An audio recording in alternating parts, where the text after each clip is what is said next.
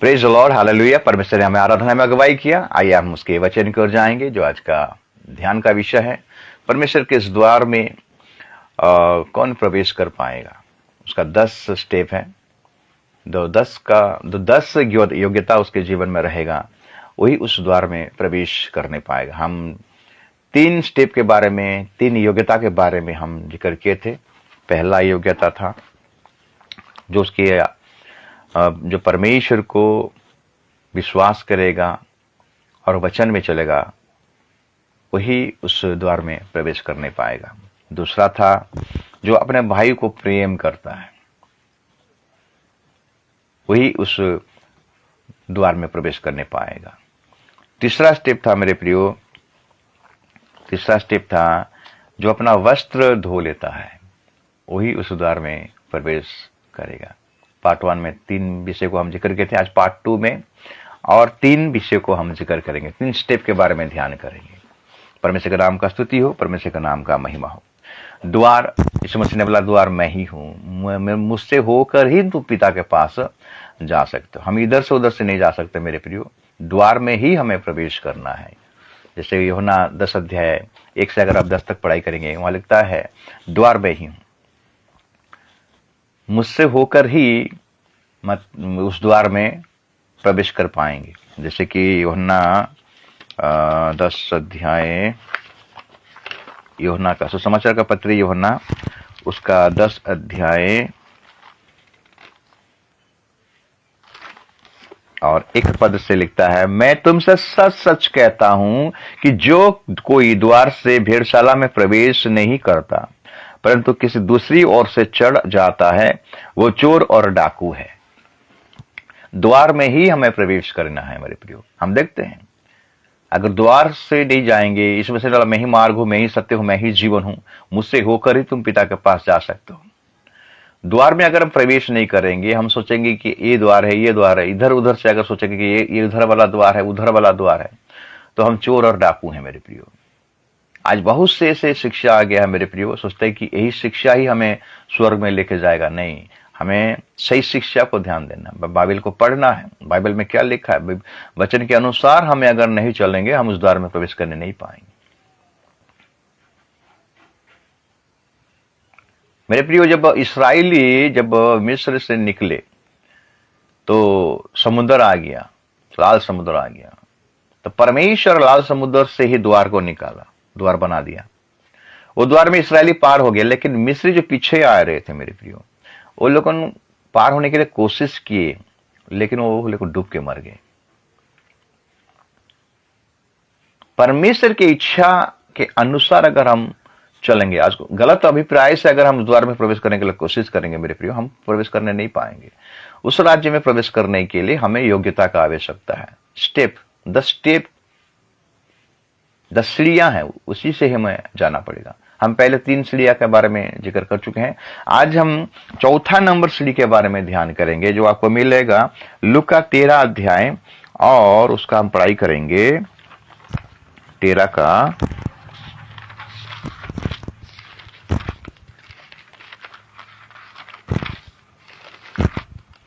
लूका 13 अध्याय और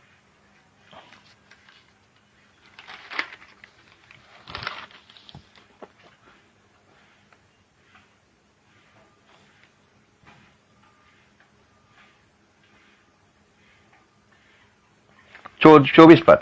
लूका 13 अध्याय और उसका हम 24 पद से अगर पढ़ाई करेंगे, लिखता है, सकेत द्वार से प्रवेश करने का यत्न करो, क्योंकि मैं तुमसे कहता हूं कि बहुत से प्रवेश करना चाहेंगे और ना कर सकेंगे।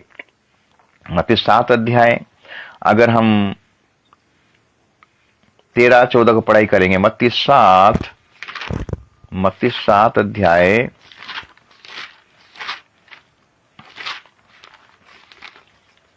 और 13 और 14 को पढ़ाई करेंगे, लिखता है कि सकेत फाटक से प्रवेश करो, क्योंकि चौड़ा है वो फाटक और सरल है वो मार्ग जो विनाश को पहुंचाता है, और बहुत से हैं जो उससे प्रवेश करते हैं। क्योंकि सकेत है वो फाटक और कठिन है वो मार्ग जो जीवन को पहुंचाता है, और थोड़े ही जो उसे पाते हैं। सकेत फाटक से हमें प्रवेश करना है मेरे प्रिय, चौड़ा में नहीं। हमें सांसारिक अभिलाषाओं को अपने जीवन में अप्लाई करके हम प्रभु के मार्ग में नहीं चल सकते मेरे प्रिय। दो नाव में हम पैर नहीं रख सकते। सकेत फाटक से हमें जाना है, और जो फाटक हमें जीवन की ओर ले चलता है। अन्याय करके, गड़बड़ी करके हम चल जाएंगे, प्रभु बोझ लेंगे, वचन को सुनेंगे, आराधना करेंगे, यहां पर कर पाएंगे, लेकिन वहां नहीं कर पाएंगे, वहां जाने नहीं पाएंगे।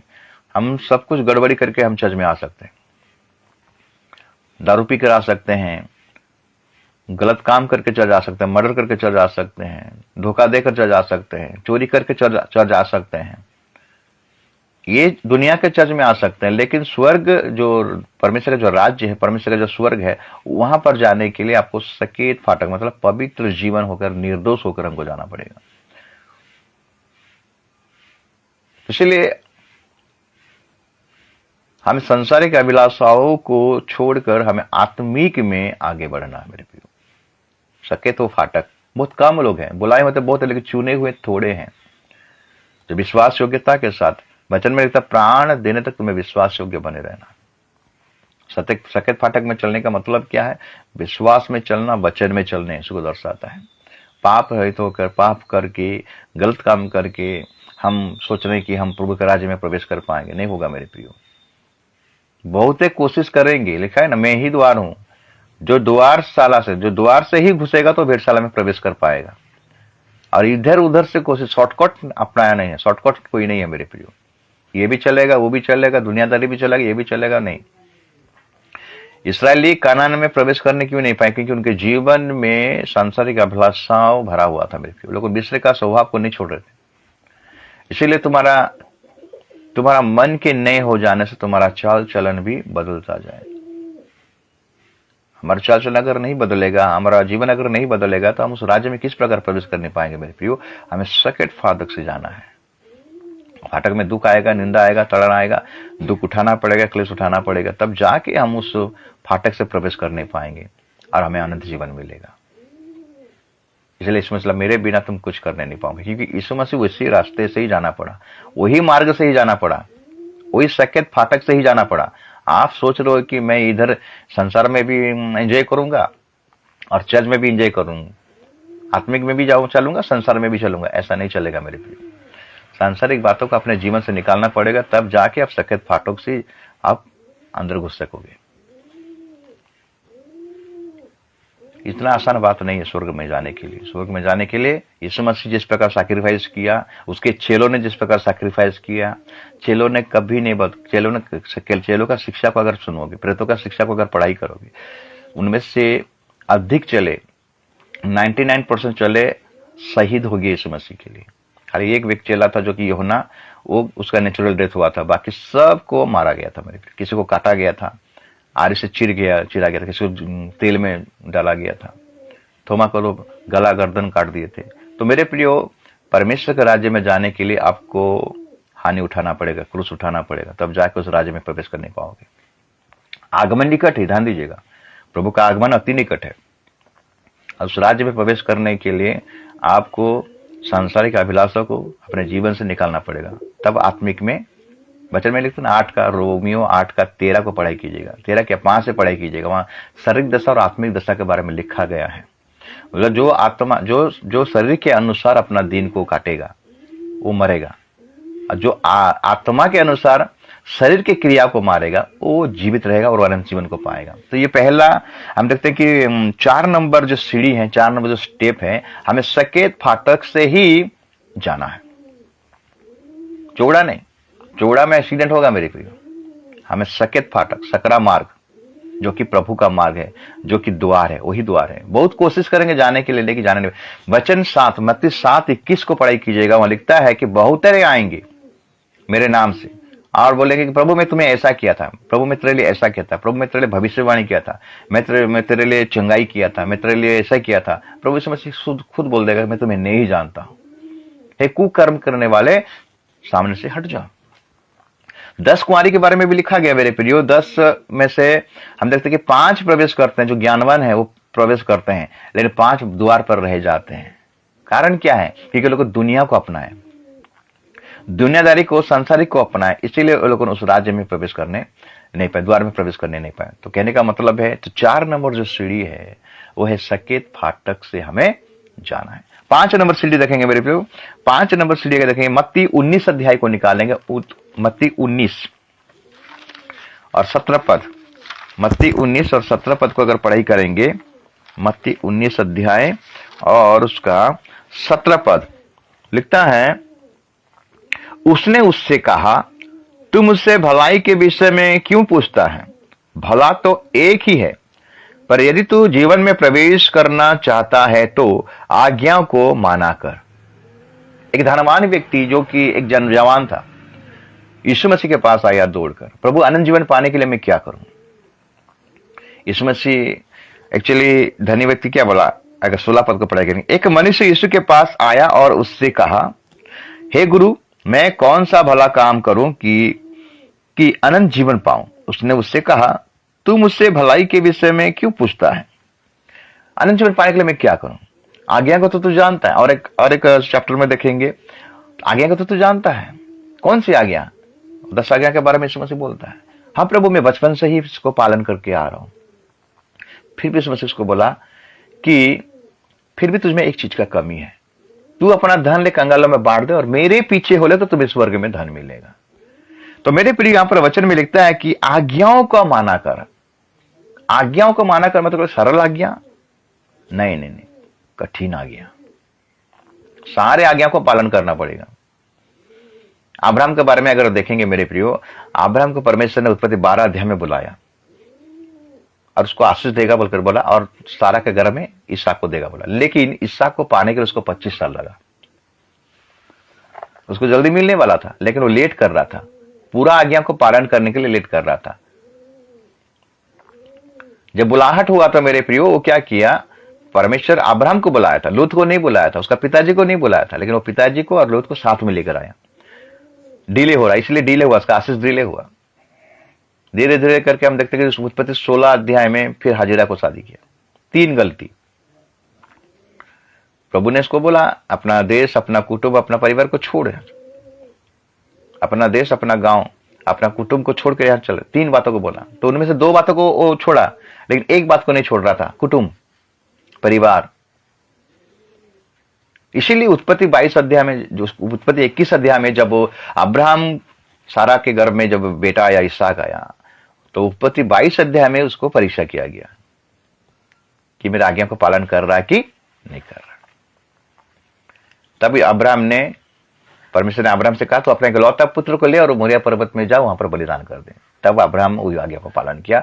तब प्रभु ने बोला, मैं जाने लगे तुम मुझसे कितना प्रेम करता है। तो इसलिए हमें सारे आज्ञा को पालन करना है। एक भी आज्ञा में अगर चुकेंगे तो हम उस राज्य में प्रवेश करने नहीं पाएंगे। वचन सुनने वाला नहीं, वचन सुनकर उसमें चलने वाले बने मेरे प्रिय, जो उसके आज्ञाओं को पालन करेगा। वचन में कौन मुझसे प्रेम करता? परमेश्वर से प्रेम करने का मतलब क्या है? योना 5 अध्याय, योना पहला योना 5 अध्याय उसका 3 पद को पढ़ाई के लिखता है कि परमेश्वर से प्रेम करने का मतलब है उसकी आज्ञाओं को पालन करना, और परमेश्वर की आज्ञा कठिन नहीं है। तो ये है 5 नंबर सीढ़ी, 5 नंबर स्टेप, 5 नंबर योग्यता, जो कि आपको उस द्वार में, परमेश्वर के राज्य में प्रवेश करने के लिए मौका देगा। थोड़े ही उस मार्ग में, वचन में लिखता बुलाए हुए तो बहुत हैं, मसीह लोग बहुत है मेरे प्रियो, मसीह बहुत हैं, लेकिन एक्चुअली कौन है, किसको प्रभु लेगा जानते हैं? वो लिखा गया प्रकाशित पुस्तक, अगर 17 अध्याय को पढ़ाई करेंगे, प्रकाशित पुस्तक उसका 17 अध्याय, प्रकाशित पुस्तक उसका 17 अध्याय निकालिए और लिखता है 14 पद में, ध्यान से पढ़िएगा, सुनिएगा। वे मेमने से लड़ेंगे, 14 पद, प्रकाशित पुस्तक 17 अध्याय और उसका 14 पद। वे मेमने से लड़ेंगे और मेमना उन पर जय पाएगा, क्योंकि वो प्रभुओं का प्रभु और राजाओं का राजा है, और जो बुलाए हुए और चुने हुए और विश्वासी हैं वे उसके साथ हैं, वे भी जय पाएंगे। 3 क्वालिटी, 3 क्वालिटी। पहले क्या हुआ? बुलाए हुए, चुने हुए और विश्वासी। ये क्वालिटी अगर आपके जीवन में है तो आप उस द्वार में प्रवेश कर नहीं पाएंगे। बुलाए हुए, चुने हुए। वचन में लिखता है बुलाए हुए तो बहुत है, लेकिन चुने हुए थोड़े हैं। और जो थोड़े हो कौन है? विश्वासी। विश्वासी का मतलब है वचन में चलने वाले। प्राण देने तक तुम विश्वासी बन तो तुम्हें जीवन का मुकुट मिलेगा। नामधारी वाले नहीं जाएंगे मेरे प्रियो। नाम का खाली चर्च आओगे, नाम का खाली संडे, हाँ संडे तो है जाएंगे, नाम का खाली प्रभुज, खाली आप प्रभुज जो लेते हो नाम का खाली, हाँ प्रभुज तो है, देखा जाएगा। हल्का मत लीजिए, हल्का में मत लीजिएगा मेरे प्रियो। प्रभुवच के विधि के बारे में पौलुस क्या कहता है जानते हैं? पहला कोरिन्थियों 11 अध्याय को और उसका 24 पद से पढ़ाई करेंगे। वहां लिखता है जो अन्य रीति से प्रभुवच लेता है वो दंड के पात्र है। इसलिए नामधारी बनना नहीं है मेरे। जो लोग नाम का खाली, हाँ मैं बचपन से ही, मेरा माँ बाप दादाओं से मेरा क्रिश्चियन हूं मैं, हम पेंटिकोस्टल वाले हैं, हम ये वाले हैं, फनाले वाले, कुछ मायने नहीं रखता। अगर वचन में आप नहीं चलोगे तो कुछ फायदा नहीं होगा मेरे को, आप जो वाला हो। प्राण दिन तक विश्वासी बनना पड़ेगा। बुलाए हुए, चुने हुए, उसके बाद विश्वासी लिखा गया है। और वचन जब पढ़ते हैं, वचन में जब पढ़ते हैं, यो मत्ती में लिखता है कि बुलाए हुए तो बहुत हैं, लेकिन चुने हुए थोड़े हैं। और जो थोड़े हैं कौन है? वो विश्वासी है। विश्वासी का मतलब क्या है? विश्वास में चलने वाले, वचन में चलने वाले। याकूब का पत्री कहता है जो वचन पर चलने वाले हैं, जो सुनने वाला नहीं, वचन सुनने वाला नहीं, वचन सुनकर चलने वाले बनो। जो खाली केवल वचन सुनता है वो अपने आप को धोखा देता है। वचन बहुत सुने हैं, मुझे बहुत वचन पता है, मुझे वो चैप्टर बहुत अच्छा पता है, वो उसके बारे में बहुत अच्छा पता है, लेकिन कुछ पता नहीं मेरे प्रियो। जब तक आप नहीं चलोगे तब तक आपके जीवन में वो रास्ता खुलेगा नहीं, वो द्वार आपके लिए बंद ही रहेगा। जब यीशु मसीह, देखिए जब यीशु मसीह यूहन्ना के पास आया बपतिस्मा लेने के लिए, यूहन्ना बोला प्रभु आप मुझे बपतिस्मा दीजिए। यीशु मसीह बोला नहीं, अब तो ऐसा होने दे, अब तो ऐसा होने दे, इस रीति से सब धार्मिकता को पूरा किया जाना उचित है। तब यीशु मसीह ने जब बपतिस्मा लिया और उठा तो स्वर्ग का द्वार खुल गया। ऊपर से पवित्र आत्मा के कबूतर में आया, यीशु मसीह के ऊपर आया, और ऊपर से वाणी आया, ये मेरा प्रिय पुत्र है, इससे अति प्रसन्न हूं। यीशु मसीह को बपतिस्मा लेने का कोई जरूरत नहीं था, वो नमूना दिखाया। बहुत सारे लोग हैं बपतिस्मा नहीं लिए अभी तक, आज्ञा को पालन नहीं किया अभी तक। बालक बपतिस्मा में लगे हैं, छिड़काव बपतिस्मा लगे हैं, वो वैलिडिटी नहीं है मेरे प्रियो, वो वैलिडिटी नहीं है, ध्यान दीजिएगा। बपतिस्मा सुनिए, बपतिस्मा लेने के बाद चुप रहने से भी आप जा नहीं पाओगे।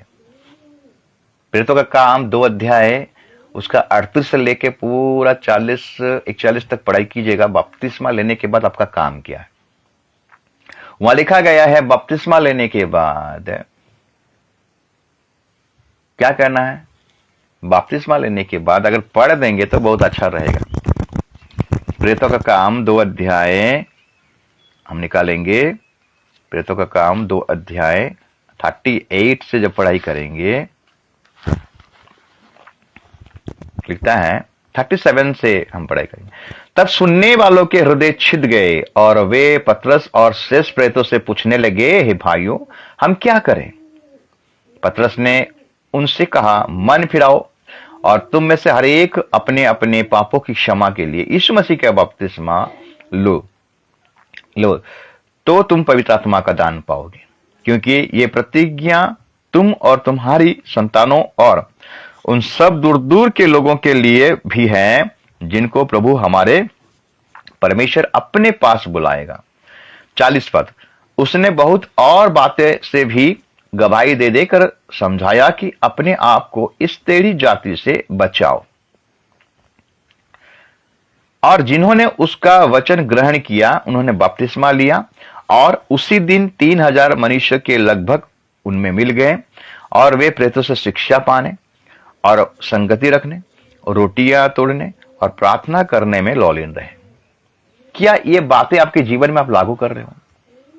अगर आपके जीवन में ये बातें आप लागू नहीं कर रहे हो, ये विषय अगर लागू नहीं करो, संगति, सहभागिता, रोटियां तोड़ना, प्रेरितों से शिक्षा पाना, प्रार्थना में लौलीन रहना,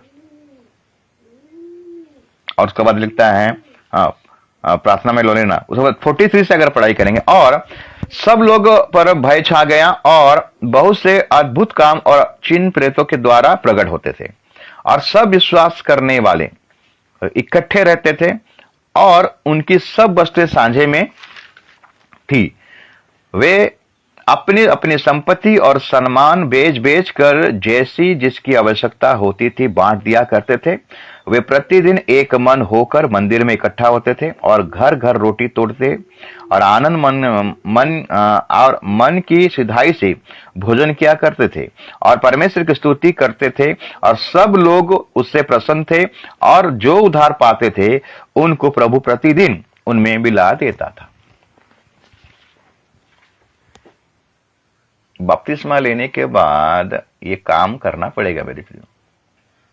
प्रेत से शिक्षा पाना है, टेढ़ी जाति से अलग रहना है। टेढ़ी जाति जो कौन है? टेढ़ी जाति जो कि प्रभु का वचन को मानता नहीं है, वो खाली संसार में लिप्त रहेगा। उसके साथ हमारा दोस्ती यारी नहीं रहना चाहिए मेरे प्रियो। रोटियां तोड़ने, प्रार्थना करने, संगति करने, एक मन होकर एकित होकर हमें रहना है। हमारा जो कमाई है, कमाई का हमें दशमांश भी देना है, और प्रतिदिन हमें एक मन होकर प्रभु का स्तुति प्रशंसा करते रहना है। अगर ये चीज आप कर रहे हो तो आप उस द्वार में प्रवेश कर नहीं पाओगे, नहीं तो आप ये दुनिया में रह जाओगे। रैप्चर होगा ना, रह जाओगे, प्रभु आपको नहीं लेगा। बपतिस्मा लेने के बाद सोच रहे हैं कि हम बपतिस्मा तो ले छाप तो लग गया, हाँ प्रभु हमको ले लेगा। कभी नहीं लेगा जब तक आप अप्लाई नहीं करोगे अपने जीवन में, करेक्शन अपने आपको अगर नहीं करोगे तो किस प्रकार आपको प्रभु लेगा मेरे प्रियो। नौकरी देने के लिए जो कोई भी इंटरव्यू देने जाते हो, आपका आधार कार्ड और आपका पैन कार्ड सही होना चाहिए। अगर थोड़ा सा मिस्टेक हो गया मेरे प्रियो तो आप जो इंटरव्यू देने नहीं पाओगे। अगर जॉब भी हो गया तो जॉब भी करने नहीं पाओगे। पासपोर्ट भी बनाने जाओ तो एक एक चीज का वेरिफिकेशन होता है। ये इस दुनिया में, यहां पर अगर इतना वेरिफिकेशन होता है तो स्वर्ग में जाने के लिए क्यों नहीं वेरिफिकेशन होगा मेरे प्रियो। तो इसीलिए मेरे प्रियो अपने आप को करेक्शन करना जरूरी है। ये है 6 नंबर सीढ़ी, 5 नंबर सीढ़ी।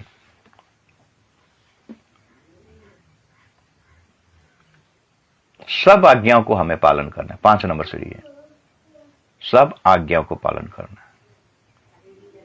आनंद जीवन पाने के लिए व्यक्ति आया था, लेकिन यीशु मसीह उसको बोला फिर भी तुझमें एक चीज का कमी है, तू अपना धन ले कंगालों में बांट दे और मेरे पीछे हो ले, तो तुम्हें स्वर्ग में धन मिलेगा। उसके बाद यीशु मसीह बोलता है कि सारे आज्ञा को पालन करना है। अगर एक भी आज्ञा को चूकेंगे मेरे प्रिय तो हम जाने नहीं पाएंगे। इसलिए हमें परमेश्वर की आज्ञा को पालन करना है। बिना आज्ञा पालन करते हुए हम नहीं जा सकते मेरे प्रियो। आप जितना भी कोशिश कर लीजिए, सिस्टम ही है, हमें सिस्टम के अनुसार चलना पड़ेगा। अगर कोई भी मशीन, कोई भी कंप्यूटर, कोई भी चीज हो मेरे प्रियो, जो काम के क्षेत्र में हो, जॉब के क्षेत्र में हो, मिशनरी क्षेत्र में हो, ऑफिशियली क्षेत्र में, अगर सिस्टम के अनुसार अगर नई चीज होता है ना, वो बिगड़ जाता है। सब चीज को सिस्टम के अनुसार किया जाता है। अगर आप सिस्टम के अनुसार नहीं चलोगे, आज्ञा नहीं पालन करोगे, आप राज्य में प्रवेश करने नहीं पाओगे। ये था 5 नंबर। 6 नंबर मत्ती 18 अध्याय और उसका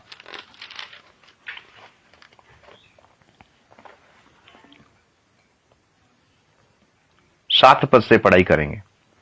7 और 8। ठोकर के कारण संसार पर हाय। ठोकर का लगना अवश्य है, पर हाय उस मनुष्य पर जिसके द्वारा ठोकर लगती है। यदि तेरा हाथ या तेरा पांव तुझे ठोकर खिलाए तो उसे काट कर फेंक दे। डूंडा और लंगड़ा होकर जीवन में प्रवेश करना तेरे लिए इससे भला है कि 2 हाथ या 2 पांव रहते हुए तू अनंत आग में डाला जाए। यदि तेरी आंख तुझे ठोकर खिलाए तो उसे निकाल कर फेंक दे। काना होकर जीवन में प्रवेश करना तेरे लिए इससे भला है कि तो आंखें रहते हुए तू नरक की आग में डाला जाए। तो मेरे प्रियो, अगर हाथ आपका ठोकर का कारण है, पैर आपका ठोकर का कारण है, आंख आपका ठोकर का कारण है, कान आपका ठोकर का कारण है। ठोकर का कारण मतलब ये आंख आपको द्वार में जाने नहीं देगा, स्वर्गराज में प्रवेश करने नहीं देगा। ये मुंह आपको स्वर्गराज में प्रवेश करने नहीं देगा। ये कान आपको स्वर्गराज में प्रवेश करने नहीं देगा। ये हाथ आपको स्वर्गराज में प्रवेश करने नहीं देगा। पैर भी आपको स्वर्गराज में प्रवेश करने नहीं देगा। ये अगर ठोकर का कारण है तो इसको काट कर फेंकना है। इसका मतलब असली में नहीं, आत्मिक में जो बाधाएं आपके जीवन में है मेरे प्रिय, जो रुकावटें हैं, जो पाप है, रुकावटें क्या रुकावटें हैं? जैसे कि हम इब्रानी का पुस्तक जो पढ़ाई करते हैं 11-12 अध्याय, इब्रानी 12 अध्याय लिखता है, इस कारण जबकि गवाहों का ऐसा बड़ा बादल हमको घेरे हुए हैं, तो आओ हर एक रोकने वाली वस्तु और उलझाने वाले पाप को दूर करके वो दौड़ जिसमें हमें दौड़ना है, धीरज से दौड़े। हाथ अगर गड़बड़ी कर रहा है, ये हाथ में अगर पाप हो रहा है तो उसको फेंकिए मेरे प्रियो, वो पाप को काट कर फेंकिए। आंख अगर ठोकर का कारण, आंख वही उसको काट के फेंकिए। ये पैर अगर ठोकर का कारण, पैर अगर गलत जगह में जा रहा है तो उसको रोकिए मेरे प्रियो, काटिए। तो प्रभु यीशु मसीह यही बात बोलता है, कोई भी चीज अगर ठोकर का कारण है मेरे प्रियो तो उसको अपने जीवन से निकालिए, तब उस राज्य में आप प्रवेश करने पाओगे। ये मुंह भी ठोकर का कारण होता है, बग बग बग बग करता है। आंख गलत चीजों को देखना, ये गलत चीज को देखते रहेंगे तो हम जाने नहीं पाए। आंखों की अभिलाषा, शरीर की अभिलाषा, जीविका का घमंड। कान अगर ठोकर का कारण हो रहा है, इसको भी निकालिए अपने जीवन से। मतलब आत्मा में चलकर शरीर का क्रिया को मारना है, निकाल लेना अपने जीवन से। आपको लग रहा है कि ये मेरा ठोकर का कारण होता है, उसको साइड कर दीजिए मेरे प्रियो। लेकिन लोग साइड करना नहीं चाहते हैं, ये भी चाहिए और वो भी चाहिए बोलते हैं। अगर सांसारिक रीति में, सांसारिक अभिलाषाओं में अगर हम जीवन बिताएंगे मेरे प्रियो, हम जानने नहीं पाएंगे। ये सब ठोकर का कारण, जो बाधाएं, जो पाप, रुकावटें, इस सबको अपने जीवन से दूर करना पड़ेगा, क्योंकि हमारा मसीह दौड़ का है स्वर्गराज। इसराइली इस ठोकर का कारण को निकालने नहीं पाए मेरे प्रियो, जीवन से निकालने नहीं पाए, इसलिए कानून दस में प्रवेश करने नहीं पाए मेरे प्रियो। अगर आज भी हम यही करेंगे, गड़बड़ी करेंगे, तो हम भी उस राज्य में प्रवेश करने नहीं पाएंगे। इसीलिए मेरे प्रियो, स्वर्ग द्वार में, परमेश्वर के सुद्वार में, परमेश्वर के राज्य में प्रवेश करने के लिए आज हम 3 बातों को फिर देखें। टोटल 6 बातें देखें। पहली बात था वो यीशु में परमेश्वर पर विश्वास करना, और परमेश्वर विश्वास करना और यीशु मसीह को जानना, पहला पॉइंट था। अब दूसरा पॉइंट है मेरे प्रियो, भाई से प्रेम करना। अपने भाई से आत्मतुल्य प्रेम, पड़ोसी से आत्मतुल्य प्रेम करना, अपने कलीसिया के भाई बहन को प्रेम करना। जो भाई से प्रेम करता है वो अनंत जीवन में प्रवेश कर चुका है मेरे प्रियो। और तीसरा पॉइंट था वस्त्र को धो डालना है। हमें जो उद्धार का वस्त्र मिला है, यीशु मसीह जो वस्त्र, यीशु मसीह को हम पहन लिए हैं, उसका चौकसी करना, उसमें दाग लगने नहीं देना। ये तीसरा पॉइंट था, तीसरा स्टेप था। चौथा नंबर पॉइंट था मेरे प्रियो, सकेत फाटक के द्वारा ही प्रवेश करें। पांचवा पॉइंट है आज्ञाओं को, सारे आज्ञाओं को पालन करना है। और छठा पॉइंट है मेरे प्रियो, अगर आपका हाथ ठोकर का कारण है, आपका पैर ठोकर का कारण है, आपका मुंह ठोकर का कारण है, आपका आंख ठोकर का कारण है, तो उसको बाहर फेंकाइए काट के। मतलब उसके जीवन से जो भी ठोकर का कारण है उसको निकालिए, तब उस राज्य में प्रवेश कर नहीं पाओगे। आज हम और 3 बातों को देखें, टोटल 6 बातों को देखें। ये पार्ट 2 था। पार्ट 3 में और 4 बातों को देखेंगे, वो लास्ट पार्ट होगा। इस वचन के द्वारा प्रभु आप सबको आशीष करे, अनुग्रह करे, दया करे और कृपा करे। आमीन।